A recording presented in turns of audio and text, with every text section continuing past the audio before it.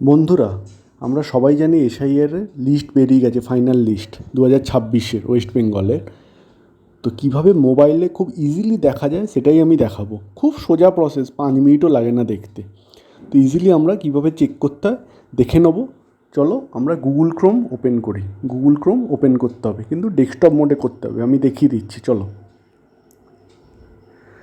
দেখো, Google Chrome open করলাম।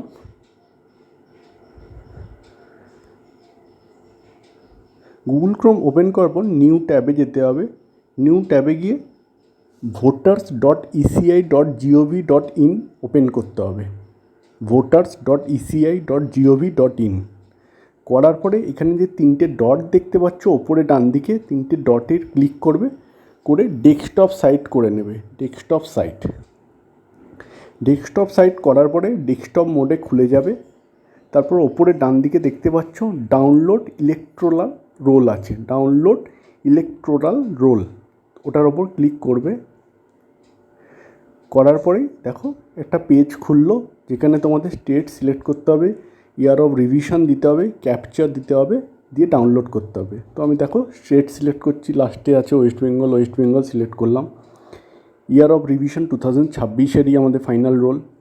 দেখো role type SIR final role 2026। District যার যেরকম ডিস্ট্রিক্ট সিলেক্ট করবে, আমি হাওড়া করে দেখাচ্ছি।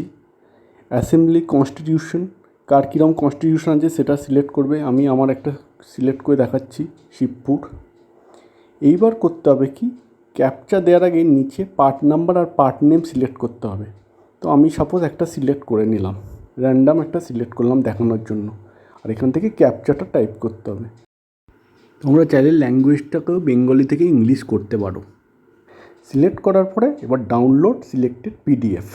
দেখো download selected PDF, status progress এরকম দেখাবে। স্ট্যাটাস প্রোগ্রেস হওয়ার পরে ডাউনলোড হয়ে যাবে। এবার করবে কি, তোমরা বেরিয়ে যাবে। বেরিয়ে যাওয়ার পরে তোমাদের মোবাইলে যে ফোল্ডার আছে সেই ফোল্ডারটা ওপেন করবে। দেখো এই মাই ফাইলসে আমার ফোল্ডার আছে। ফোল্ডার ওপেন করার পর ডাউনলোডসে যাবে। ডাউনলোডসে গেলে দেখো ডাউনলোড হয়ে গেছে বেঙ্গলিতে। দেখো তোমার এটা ডাউনলোড হয়ে গেছে, নির্বাচন তালিকা 2026। ল্যাঙ্গুয়েজ চেঞ্জ করে ইংলিশও করতে পারো। তো আমি এটা বাংলায় করে দেখালাম। দেখো এখানে সব লেখা আছে, দেখো সব নাম লেখা আছে। এই নামগুলো যে দেখা যাচ্ছে, এটা জাস্ট আমি দেখানোর পারপাসে দেখাচ্ছি। যেইভাবে লিস্টটা পাবলিকালি বেরিয়েছে সেইভাবেই শো করছি। দেখো যেমন সেকেন্ড নামে আন্ডার অ্যাডজুডিকেশন আছে, মানে এটা বিচারাধীন আছে, এখনও কমপ্লিট হয়নি। যেগুলোর পাশে কিছু নেই তারা বুঝবে সেগুলো কমপ্লিট, কোনো অসুবিধা নেই। দেখো আন্ডার অ্যাডজুডিকেশন আছে, দেখতে পাচ্ছ তোমরা। আর কিছু নাম দেখবে তোমার যেমন ডিলিটেড, দেখো এখানে ডিলিটেড আছে এই নামটা তোমার। ডিলিটেড মানে সেটা মুছে গেছে। তো এরকমই এইভাবে থাকবে, কিছু না থাকলে ঠিক আছে, আইদার ডিলিটেড থাকবে বা আন্ডার অ্যাডজুডিকেশন থাকবে। অ্যাডজুডিকেশন মানে বিচারাধীন, এখনও কমপ্লিট হয়নি, আর ডিলিটেড মানে নামটা মুছে গেছে।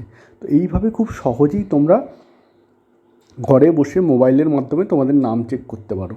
যে কনস্টিটিউশনে দেখো সব পেজ আছে, একটা কনস্টিটিউশনেই পুরো দেওয়া আছে, 41খানা পেজ আছে এখানে। দেখো এখানে ডিলিটেড আছে, আন্ডার অ্যাডজুডিকেশন আছে, সব এইভাবে তোমরা আরামসে আস্তে আস্তে সময় নিয়ে নামগুলো সব চেক করে নিতে পারো।